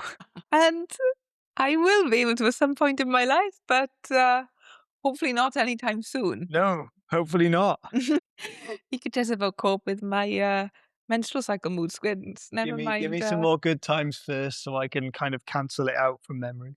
these cheeky bugger, So innit? I can cancel it, so I can balance it out. Cheeky bugger, cheeky bugger. But no, in all seriousness, it's a challenging time for many women when they're going through perimenopause, menopause, and postmenopausal. A lot of changes are going on in the body, and it can be a confusing time for a lot of women, and also a challenging time in how they function day to day. Give us the crowd splitting statement here, Katie. Oh, I'm brave enough for this. I'm making use of. I'm going to carefully dodge giving this research reference because I feel like it's more appropriate for Katie to take this one on the chin. To be honest, Okay, and I'm going to say it to empower these women that they can change elements of their lifestyle that will allow them to have a better quality of life whilst going through this difficult stage in their lives. And that is independently, menopause does not negatively impact BMR, so your basal metabolic rate. You may think that as you age, as menopause hits, your metabolism gets screwed. And that's been shouted about a lot in the fitness world, online, social media. But it's not menopause that negatively impacts your BMR. To quote Dr. Lauren Colenso Sample, who is a fantastic researcher in this field. I absolutely love her work. She's done a fantastic article in Mass and said that there is no human data to suggest a direct effect of menopause-related changes on metabolism. So this was in reference to a paper by McIntyre and colleagues in 2026. Really recent paper as well, right? Really recent. It's not old data. It's not data or research from years ago. It's really new. It's really up to date. I think it's really empowering to know that during this difficult time in your life, menopause doesn't independently impact your basal metabolic rate. But it's important to consider and be aware that it can indirectly reduce your total daily energy expenditure. This is empowering because everyone's experience of the menopause will be different, but it's good to know that individually, providing that your symptoms aren't extremely severe, there are still things that you can control which will enable you to keep your body burning as many calories as possible on a daily basis and prevent you from gaining unwanted fat or having a really hard time losing fat during this time. You can still maintain or drive body composition change throughout the menopause, during the menopause, and after the menopause if you control the controllables. You're not working doubly hard against your body. You've already got all these challenges that your body's presenting you with throughout the change, but you're not having to work against your metabolism as well. That's going to be pretty much left as it is. The biggest component of where you're burning less calories per day is going to be down to your body mass, your fat-free mass, and your physical activity. Same story. And like we discussed on this podcast so far, that's what we naturally see happen in the population as they age. It's not because you're aging, it's because your activity drops. It's because you have less muscle mass and you carry more fat mass. So for women that gain weight during menopause, Katie, because we know that this is common, right? We've had this time and time again. I've taken on a number of female clients in and around this stage of life where their viewpoint is that they've gained weight in menopause. They've gained more fat in menopause. I have a hard time losing weight. I didn't used to look like this, but as soon as I started the menopause, it all just piled on. It's very real. What is that all about? What happens? Good question, Sean. Very real circumstances, aren't they? We've worked with many women who have had those experiences, those thoughts. So like I mentioned a few moments ago, menopause can indirectly impact your total daily energy expenditure. So what I mean by that is that it's due to the symptoms of menopause that can lead to reduced activity level, maybe changes in training consistency, for example, which could lead to decreased fat-free mass. And just to provide some clarification, because I'm not sure how often we've mentioned it in this podcast, BMR and TDEE are different. From the previous podcast, if you listen to the previous podcast, you'd know this, but I want to mention it here. BMR is the total amount of calories your body's burning at rest. Total daily energy expenditure is the amount of calories you burn all day. So BMR is part of your total daily energy expenditure, but it's not the whole thing. It's only a segment. It's about 70% of your TDE. So just to clarify, that's where we're going with this. So TDE might be reduced. The amount of energy that you burn each day might be reduced during the menopause. On top of this, what we often see is an increased consumption of calories. So energy intake is higher.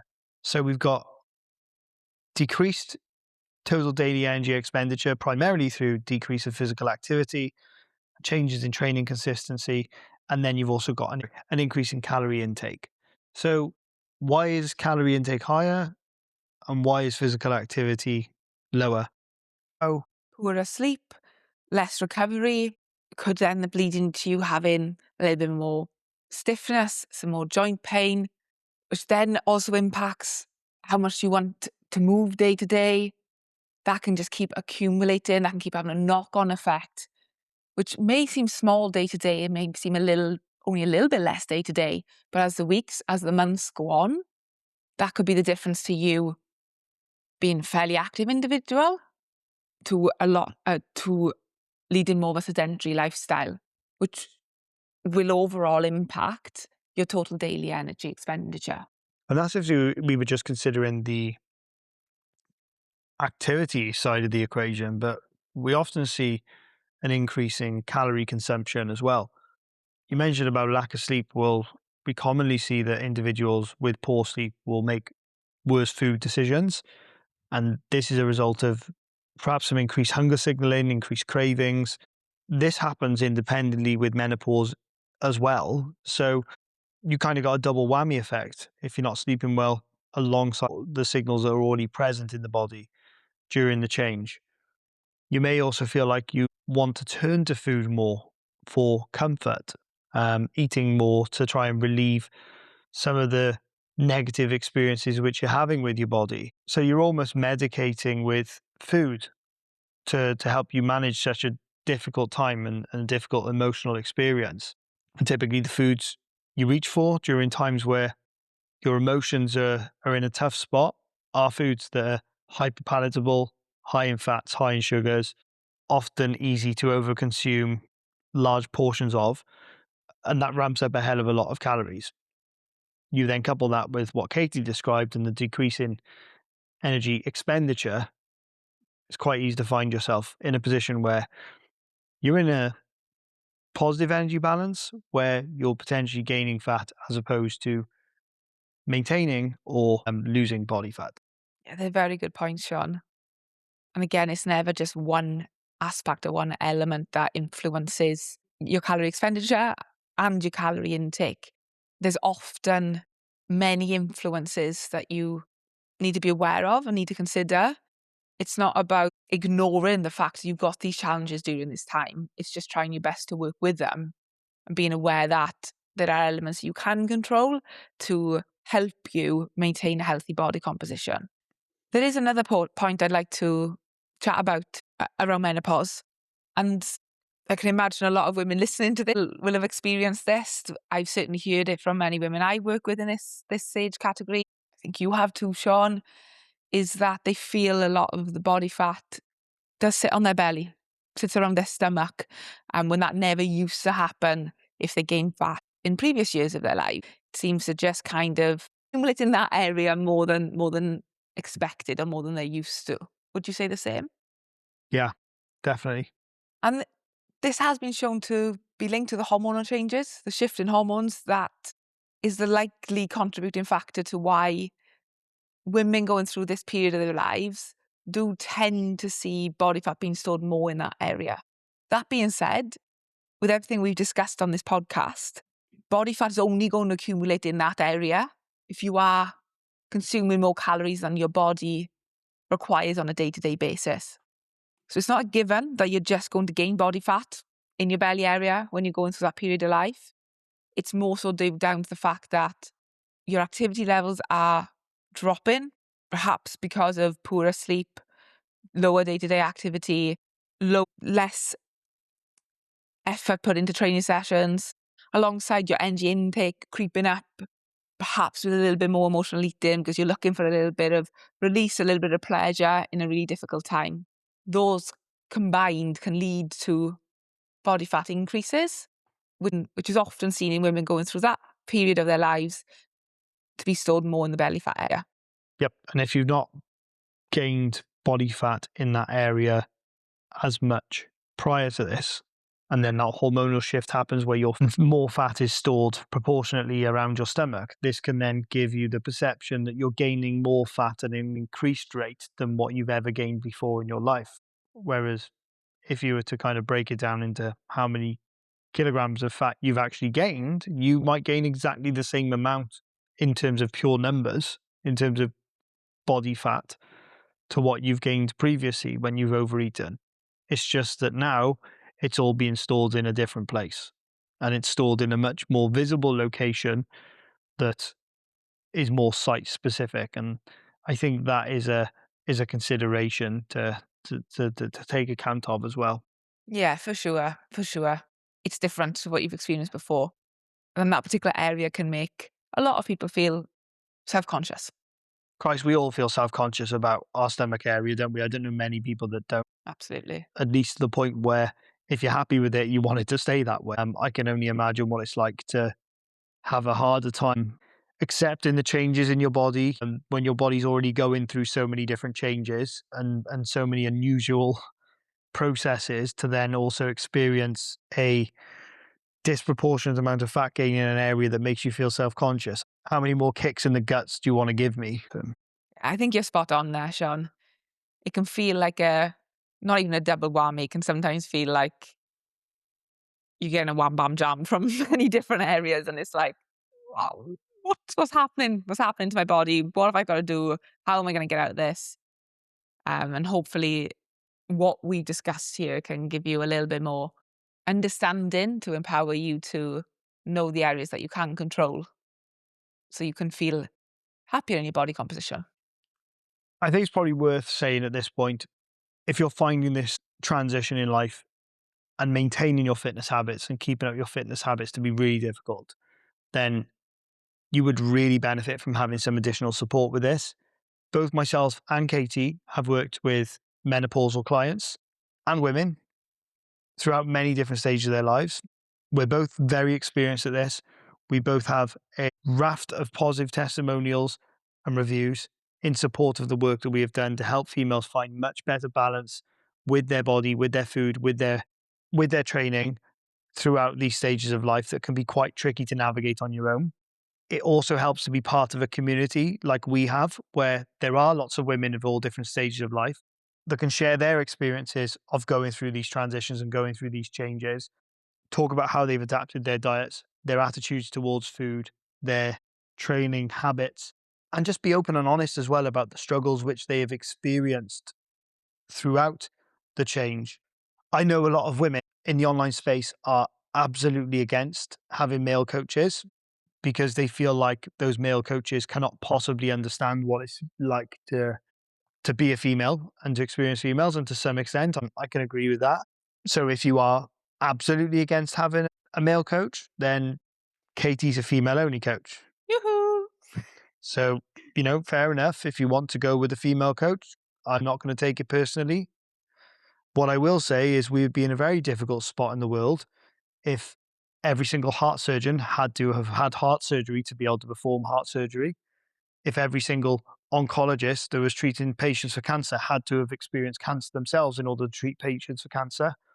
And if every single time you went into a medical institute, you had to wait for a female doctor as a female because you didn't think a male doctor knew how to treat a female that's different in terms of hormonal makeup and different in terms of parts of their anatomy.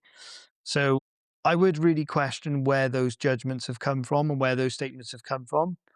I do think there are male coaches that get it vastly wrong when it like dramatically, they get it dramatically wrong when it comes to coaching female clients in the way that they portray themselves and communicate. I'd like to think that based on the many reviews I've had from my female members and what they think of me, that I'm not one of those coaches. But if you really do have a bias towards wanting a female coach, then you can have that with SKD coaching. There's something I would just like to say here, though, as a female myself, and that yes, sometimes it feels like you want to have a female coach because you feel like that person will understand you more. Perhaps you feel like you will relate to them more. But having had Sean as my coach, not just my husband, not just my business partner, but my coach throughout the last 8 to 9 months, and many times over my career as well, but particularly over the last 8 to 9 months. It's just why we struggle to make different choices for ourselves, even if we do know what we should be doing, is that sometimes we can get caught up in our own emotions a little bit too much. And Sean understands those extremely well. He's a very, very emotionally intelligent and handles them with extreme care, extreme consideration, but also has the ability to kind of pull you out of those emotions that are holding you back.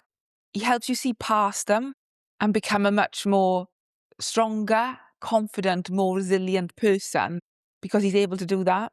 So actually having a male perspective on things sometimes, as well as having a male who can empathize with what you're going through, it's a winner in my eyes. It is a winner because we do sometimes need to have a different perspective, and we do sometimes need to be pulled out of our own emotions that are whirling around in our. I'm very touched by your kind words there, Katie, and thank you very much for giving your input on that. Thank you very much for sharing that. I do greatly appreciate it. I guess from my perspective is that I don't really give a shit whether I'm a male or I'm a female or whether I'm coaching a male or a female. Ultimately, I want to be the best coach that I can be, and that's coaching the individual. So if what they're experiencing is what they're experiencing, then it doesn't matter what genitalia you got, to be quite frank. It doesn't matter how you identify. I want to make sure that I'm helping you with whatever it is that the problem that you're facing is. And if that's you've had the night sweats and you've only got 3 hours of sleep and your hunger hormones are all over the place and cravings are going absolutely mental, and you feel like every single time you go anywhere, like everyone around you is telling you to slow down or telling you to stop and telling you to, just listen to your body and give into it when all your body wants to do is sit at home, eat cake and not do anything, then I will deal with the matter that's in front of me and I will deal with it with care and consideration, but I will also nudge you towards the outcome that you really want and not just giving to all the distraction that could potentially prevent you from having the outcome you really want in the short term, just to make you feel a bit more comfortable in the here and now. And look, I'm quite public with some of the members that I work with. So, you can go on my Instagram page, you can find them all. You can drop them a private message in DM, ask them for their honest experience, ask them for their honest feedback about what it's like to work with me. Because if you don't want to hear it from me, you don't want to hear it from Katie, then I'm sure they will give you the honest feedback and you can go from there. But yeah, either way, if you'd like to work with either one of us, one to one directly, so we can give you individual support and guidance fully personalized to your needs for your stage of life in your current situation to help you either reduce your body fat levels or learn how to build muscle, regardless of what age you're in, what your training experience is like. Keep that metabolism functioning as healthily as possible and burning as many calories per day as possible. So you keep getting to eat, so you can continue to eat more food and not have unwanted changes to your body fat levels over time. Then head to the description for the podcast, fill in the one-to-one inquiry form, and we'll get in touch. Before we round up the podcast, I want to briefly discuss eating in relationships. Something which I think has been touched upon a little bit with Katie describing how she no longer feels like it's unfair the amount of food that I get to eat compared to her. I think that a lot of times couples underestimate how differently they need to eat in a relationship and how this can sometimes cause one, potentially both of them, but often one of them to have a much harder time losing fat or lead to one of them gaining more fat than the other one. As you've probably gathered from the discussion in this podcast, you can have two very similar individuals that will have very different outcomes. And we are all different in many ways when it comes to the amount of calories we burn per day. But there are certain constraints with being in a relationship which can sometimes exacerbate those differences and cause some negative body composition changes for people in relationships. Now, we happen to eat most of our meals together, Katie. We eat together, I would say 9 out of 10 times. It's very rare that we don't eat our food together. This summer, we've really enjoyed being able to take our food out the garden, have a bit of al fresco dining, make the most of the sunshine that we've had. it's a nice moment in our day for us to be able to enjoy that together. And from a practical standpoint, we don't really want, neither one of us want to really cook two separate meals a night. And I know a lot of couples that do that and have to do that, and it can be quite challenging logistically. But it's nice for us to be able to sit down and eat together and then, practically speaking, to have the same food as well. But that may be causing problems with couples that have mismatched total daily energy expenditure. If you're plating up the same amount of food on your plate as your partner's plate, but you burn a lot less calories than them, and you do that most days every week, you're at risk of putting yourself in a position where you are going to be consuming too many calories than your body requires.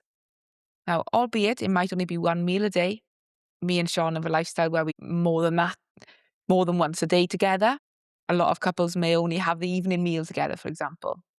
But even if that evening meal is seen as a main meal of yours, is the bigger meal of the day, and what you've got on your plate is exactly the same as your partner's, but you generally burn a lot less calories than them every day, that's where it is risky territory to you gaining body fat over time. This is where I think tracking calories again comes into its own, because it just gives you the awareness of what's in the foods that you're eating.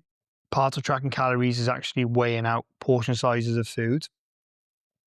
Takes far less time than what people make out it does. It takes far less effort once you learn to do it than what people make out it does. And the amount of awareness it provides you with of what's in your food and what's in your meals is just completely invaluable. You don't just forget what sort of calories are in certain foods. You might not be able to say off the top of your head, oh, in 100 grams of chicken breast, there's 226 calories or whatever. You don't necessarily read it off as easily as that. But what you can do is you can look at that and say, right, this amount of rice, potatoes, bread is going to be roughly this many calories. And if I portion up the same portion for me compared to my partner, for example, and I have 1,000 less maintenance calories than them, then that's going to put me very close to or over those maintenance calories. So I have to reduce that serving size and that portion size a little bit, because I don't have that room to play with. So that's my first point on my first recommendation, is if you are looking to try and create body composition change and you're not already doing so, and you want to eat the same as your partner in relationship in terms of practically having the same meals, well, you absolutely have to portion your serving size out appropriately to your calorie intake, to your daily energy expenditure. Absolutely. Absolutely. Or it's just a slippery slope for you. You know, if you want to eat the same meal as them in the evening, and you can factor that into your calories, as in the same size as meal as them, then you potentially could have a smaller breakfast, smaller lunch to allow that to happen, because actually you enjoy having exactly what they're having. You can do that, of course you can, but it's got to be considered as part of your whole day, not just an afterthought. We are very well matched in our household, because on average I eat around about 1,000 calories more than Katie per day.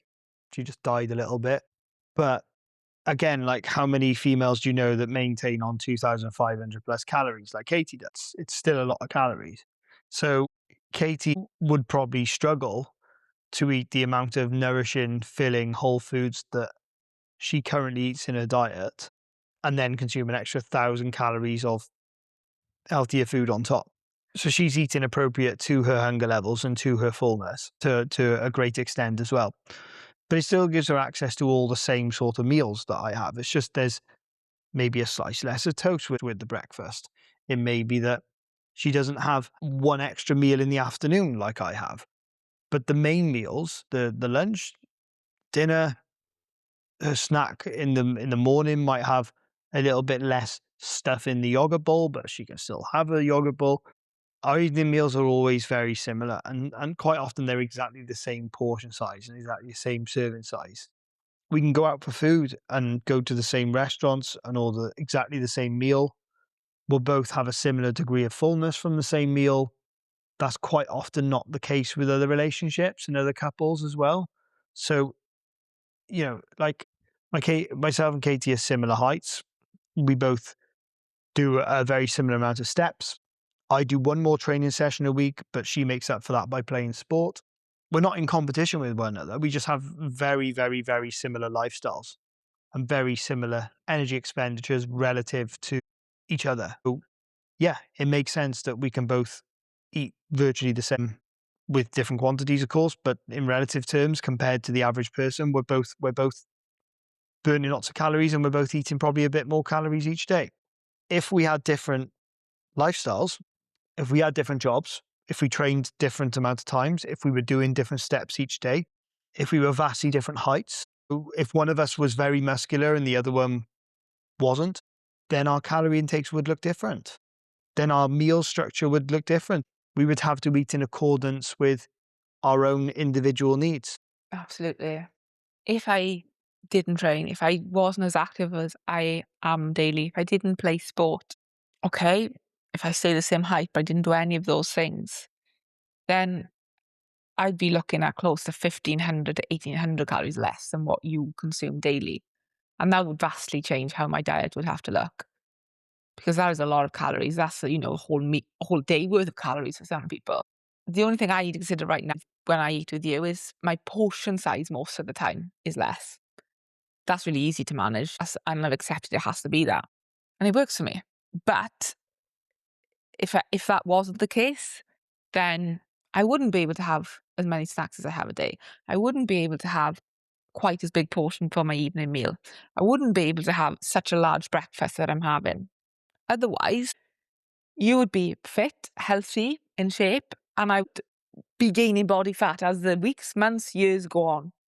And that could put me in a really tricky position health wise, body composition wise, confidence wise.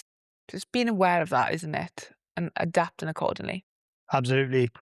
When you think about either side of that equation, because you're either one side of that fence or the other, you're either the person that has to eat less in that relationship because unfortunately you're the one that has the more sedentary job. You don't have maybe the time or the inclination to do as much training. You're a smaller individual. You have to eat less calories daily to maintain body weight. Or you've got the other side of the equation where you're the person like I am, where my calories is probably a fair bit higher. Okay, granted, I'm not the best example because my partner is also very physically active and matches me as I've discussed. But you might be an individual where you are the really active one. You've got a really active job. You're going to the gym on a regular basis, and it's not really your partner's thing. Your partner isn't doing that as often, or they don't have an active job. They don't have a very active lifestyle. They're much smaller individuals. Your food is going to look vastly different to theirs a lot of the time. Then you're going to be eating a lot more frequently, and you're going to be eating much larger portion sizes, and possibly have access to different foods because of the way in which your calories can be spread out. You don't have to worry quite so much about watching your calorie intake quite so much. So you have more variety and higher energy density foods. You're either one side or the other. So I think there's different responsibilities for each of those individuals. If you're the type of person where you have to eat less than your partner, then it's accepting that you're eating to your body's needs. There is absolutely no value to be gained from looking at this from a negative perspective, like it's unfair. Like there is nothing that you're going to gain from that in terms of empowerment or positivity, even if it may feel unfair at times. Like, okay, it's unfair, but if I sat here and said, yeah, I agree with you, that's really unfair. Well, what's that going to do for you? How is that going to help you? How's that going to make you feel better about the situation? It's not really. It's just going to send you into more of a bias of my life is unfair. My relationship with food is unfair. I can't eat what I want to eat. Yeah, that's not very good, is it? So I think maybe, okay, accept first and foremost that this is what I need to eat. That's just how it is. But what can you do potentially to increase that over time? And if it's really triggering you by some of the foods that your partner is eating around you and eating in front of you, is that a potential area for communication? Like maybe you're trying to lose body fat at the moment and your partner's a really active person that goes to the gym 5 or 6 days a week, but is also not trying to lose body fat. So they're eating three times the amount of calories that you're eating. You might be trying to diet down on 1,200. They're on 3,600. So could you maybe have a few conversations with them about how they can support you with that? How you can factor that into your lifestyle for the next 6 to 12 weeks or so while you lose fat? You may potentially have to have a discussion about eating some food separately or eating two completely different meals, but eating them at the same time, which might require a bit of planning, a little bit of meal prep involved. There's ways around it, but it just requires a bit of planning, a bit of communication in those cases. Do you have any thoughts on that, Katie? It's that choice, isn't it? You either sit there thinking it's unfair, keep telling yourself it's unfair, or you work with what's actually happening. And a bit of planning, a bit of communication might seem a bit of effort, but what's the alternative? You don't solve the problems and challenges that's going on in your mind all of the time. Your fat cells don't care if it's unfair, do they? They're going to store the fat if you eat too much, and they're going to burn up the fat if you're in a calorie deficit. They don't care whether it's fair or not. They're just doing what they're designed to do. Yeah, I think understanding what is actually happening in the body, you might not like it, but you can grow to accept it. And once you grow to accept it, you can work with it. And the only way you're ever going to have a better body composition, be really proud and happy and confident in your body and sustain that for a long time is if you accept that and work with it rather than against it. Couldn't put it any better. And just to briefly, I've spoken about this previously as well, so I'm not going to go into it too deeply. But if you're the individual where you're the one that's eating significantly more food from your partner and their activity levels are a bit lower and they've got much lower maintenance calories than you, well, guess what? You're in the favorable category there, right? You're better off. There's no two ways about it. The more food you can eat without gaining fat, the better. I don't think we can all agree on that to some extent. Yeah, okay, there's going to be some individuals that have a really hard time having to eat as much as they need to eat to maintain body weight. And sometimes I've got to be honest, I get to a point in my build phases sometimes where it's 3,500 or plus calories to just maintain body weight. And it's like I am actually having to eat here when I don't want to eat. It's taking up a lot of my time having to put food together and sit there eating food, and it gets a bit tedious and I get a bit fed up and I just get put off some of the things I enjoy because I'm eating so much of them. So there is that side of it. But generally speaking, 9 times out of 10, the person who's eating more calories in a relationship is the lucky one. You are the more fortunate one. Your partner probably looks at you and feels a bit jealous and probably wishes they could eat a little bit more. Even though we wouldn't encourage it, that's probably the case. The onus is on you because of being in a more favorable position. And I believe this makes sense in all walks of life, right? If you're in a more favorable position, then the onus is on you to to be respectful of the people that aren't in as much of a favorable position as you.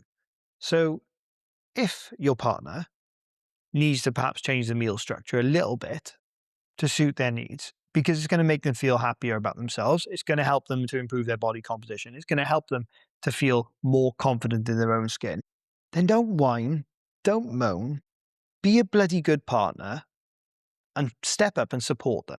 I am sick to death of prawn stir fry. Leave the prawn stir fry I am. alone. I'm fed up of it every week. I put so much effort into cooking that prawn stir fry every week. I chop all the veg really fine, fresh ingredients. I cook it all separately. I season it all as it's cooking. I've got everything down to a T, right, to get this prawn stir fry. And like I make sure that the prawns are like in the honey for long enough so they just go slightly caramelized at the same time, not burning them. I put a lot of effort into it. I'm so bored of that prawn stir fry in this aggressive diet. It's like, we're on like week 9, nearly 10 weeks of eating this prawn stir fry every single week. We even ate it on the refeed days. It was low in fat. I I could easily just chuck it all in the pan and just go, right, I'm not going to chop up the veg. I'll chuck a bit of garlic powder, chuck a bit of onion powder in there. But I know it tastes nicer if I chop the things up fine. I chop them up fresh and cook them all at the right stage of the process, brown off the onions and stuff like this. And I know when Katie sits there eating it, she really enjoys it. It's one of her favorite meals every week. And I'm just like, it's nice. I've done it nicely, but I want something else. I'm tired of it. I'm fed up of it. Like, this is helping her get her leanest body composition she's ever got, and she's so proud of her results. And I'm like, I just gotta suck it up. I could eat something else for tea. I don't need a 450 calorie prawn stir fry for tea. It's so nice. I don't need it. I don't need it. I can have something else. I've got more calories to play with. Ah, just suck it up and be a good partner and just say, right, I'm going to take this on the chin. And based on what we discussed in this podcast, it's probably going to be the male that's on more calories than the female. Just suck it up. Don't be a baby about it. Just help your partner out, because I'm sure it'll pay off in the long run. I'm sure they'll give back to you when it's time to do so. And be encouraging too, because the more you support them and the more you encourage them, it might seem like it's not fair to them that you can eat so many more calories and they have to eat less calories in order to maintain their body fat levels or to lose body fat. But we're armed with the power of what's in this podcast. You can support them and to encourage them to increase their activity levels and to build more muscle mass over time. And they will be able to start eating more calories and not gain fat, or be able to lose fat on more calories over time if they wanted to. There's going to be practical considerations in that. Like, if you've got kids, can you have the kids for a little bit longer to free up some time so they can go do their physical activity, so they can spend time doing their meal preps, so they can make things a little bit easier for themselves? And then encourage them, provide a positive environment for them, acknowledge the fact that they might feel like it's a little bit weighted against them at the moment. I don't know what people's impression of this would. Even things like, I've got a porridge bowl in my diet currently that Katie doesn't have. It's it's absolutely delightful. It's one of my favorite meals every day. I really look forward to it. I make the porridge and I put the fruit on top, and I got my whey protein drip over the top of it and cinnamon, and I change the fruit that goes on top. And it's absolutely delightful. I just really look forward to it. It's something that I haven't had to lose. And up until a couple of weeks ago, I was still having my peanut butter on there as well. My peanut butter was like my favorite thing every single day to have on that porridge bowl. That's gone now because my calories are lower. So everyone hold a moment of silence for my peanut butter. But I have that porridge bowl, and Katie can't have that porridge bowl. And I know Katie, how much Katie loves that as well. And I know she really likes it. So when I make my porridge bowl, 9 times out of 10, I go out the kitchen and I make it and I sit in the kitchen and I eat it. I don't take it back into the office and have it in front of the computer or anything. And I almost don't make a thing of, like, I don't even tell her I'm going to have it. I just keep it away from her, because I know she's not petty enough to kick up a fuss about it. I know that she's not going to comment about it, but there's just a part of me that just knows that she would, under normal circumstances, want to have her own version of that porridge bowl. And right now, she's making a disciplined decision not to have it because it's not going to fit her calories very easily. So I just keep it away from her. That's not me eating in secret. At least I don't think it is. I don't know what people's experience of that would be. That's not me secret eating. That's me just being considerate. Being To mindful. Yeah, yeah. That's the way that I look at it. I'm not enjoying it any less when I'm stuffing my face with it in the kitchen. You pretty bugger. No, and I think that time of day is a tricky time of day too between lunch and tea, right? I get a Oh, little bit more yeah, peckish. 100%. You're stuffing a porridge bowl that I could quite What are you eat. having? Yeah, honestly. So no, it is very A considerate. rice cake and a can of 4-calorie pop. Oh, lucky if I could fit the calorie pop in these days. But And I'm not sat behind there going, oh yeah, this is so nice. This is delightful. good job you don't. The porridge bowl might be over your head. Yeah, yeah. Well, it wouldn't be because I'd eat it so fast. No, but long story short, I do appreciate your support with it. And I think that's always a secret weapon is whenever you're working towards a goal, is to have your partner or your family, whoever you are closest to in life, your friends, in support of what you're doing and being that cheerleader and that kind of backing for you. Because there will be moments of you feeling like things are harder, that you could have someone just going, go on, stick to it, you know you can do it, or just not dangling something in front of your face that you really want. I think that is one of the secret weapons to long-term success when it comes to health and fitness goals, in particular physique development goals, because a lot of it comes down to your day-to-day choices around your nutrition. And there are a lot of temptations around. Absolutely, Katie, spot on. And one final closing point on that matter. If you want to have a certain meal, and I'll give an example here. Let's say I'm absolutely craving a meal from our local Indian restaurant, Jubraj, absolutely delightful, one of my favorite places to eat. And I want something that's a bit higher in calories. But Katie knows that right now, based on this phase of her life, she can't calorie bank enough calories to have an indulgent curry and an arm bread. She wants to try and have a leaner option. So she goes for one of the options off the grill, marinated chicken skewer, some rice, some grilled vegetables. which are also phenomenal in the Jubraj, by the way, just let you know. Promo for the Jubraj here. She goes to go for one of those options, which suits her. I still get to go out and have what I want. She's able to have something that's more suitable for her in that moment in life. I still have her pleasure of her company for the evening, or not if she's looking at my meal and feeling like, what a bastard, I want to eat that. But I could ruin that entire experience for her and disempower her completely if I turn around to her and I go, "Oh, what are you having that for? That's boring. Like, why are you having that? Why don't you just relax a little bit? Why don't you just have the curry?" No, no, no, no, no. That's not thoughtful. That's not supportive. There's a reason why they're choosing something off the menu that's a little bit more facilitative of their goals right now. Don't rub it in even more by making them feel like they should be eating something which they feel personally they don't want to have right now. Just accept that that's where they're at. Because sometimes actually I get check-ins from certain clients or I get responses from certain clients where they feel like they've been pestered into eating something that they don't want to eat. And it's not them that I want to be telling off, it's the bloody person they went out with. It can be tricky at times, it really can. So be supportive. Yeah. I'm all behind the kind of, you don't have to track every single gram and track every single calorie, and it doesn't matter if you go over on calories some days or not. I'm all behind that. I get it. I get it. But sometimes people do want to track every single gram, and sometimes people do want to stay on track with their calorie targets. And sometimes people do want to be done with their fat loss phase as soon as possible. So they are going to make more sensible choices when they go out for food in order to stop them from overeating and dragging out the fat loss for longer than it needs to be. Because guess what? They want to get back to having a healthier metabolism in future, eating more calories, and being able to train to build muscle mass a little bit more in the future so that they can then eat more for longer durations in life. So in the short term, they're going to make that decision. Don't make it harder for them by pushing them to try and make a decision that you are fortunate enough to make when right now that's not what they want. Yeah, that person doesn't need to second guess their decision that they already had to put a lot of thought into. What does it matter to you if they're having a chicken skewer when you've got your curry and your naan bread? Like that's the honest truth. What does it matter to you, right? You're going to enjoy your meal just the same regardless. What is it because you feel guilty for having it when they're not having it? I think that's more often the case, isn't it? When somebody makes a healthier decision around you, you tend to feel triggered by it sometimes and think, oh, maybe I should have gone for the healthier choice. Eat to your own means and be supportive of others when they are eating to theirs.